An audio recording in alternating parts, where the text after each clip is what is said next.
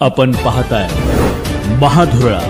उपमुख्यमंत्री एकनाथ शिंदे यांनी विधान परिषद निवडणुकीसाठी उमेदवार निवडताना अनेकांना मोठा धक्का दिलेला आहे।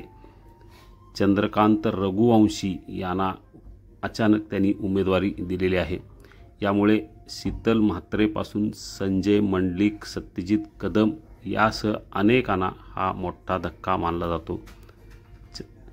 अचानक रघुवंशी यांना उमेदवारी देत उपमुख्यमंत्री एकनाथ शिंदे यांनी अनेकांना चकित केलेला आहे।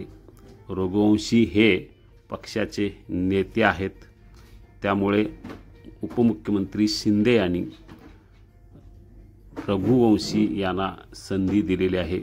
या एका उमेदवारीसाठी अनेक जण इच्छुक होते। जवळजवळ 80 पेक्षा अधिक नेत्यांनी या एका उमेदवारीसाठी मागणी केली होती।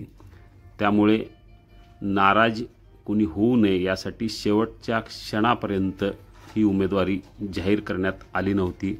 अखेर दुपारी रघुवंशी यांची उमेदवारी जाहीर करण्यात आलेली आहे। त्यामुळे एकनाथ शिंदे गटाच्या वतीने रघुवंशी हे विधान परिषदेवर आता आमदार असतील। भाजपने यापूर्वीच 3 नावे जाहीर केलेली आहेत। राष्ट्रवादीने अजित पवार गटाच्या वतीने संजय खोडके यांची उमेदवारी सकाळी जाहीर केलेली आहे।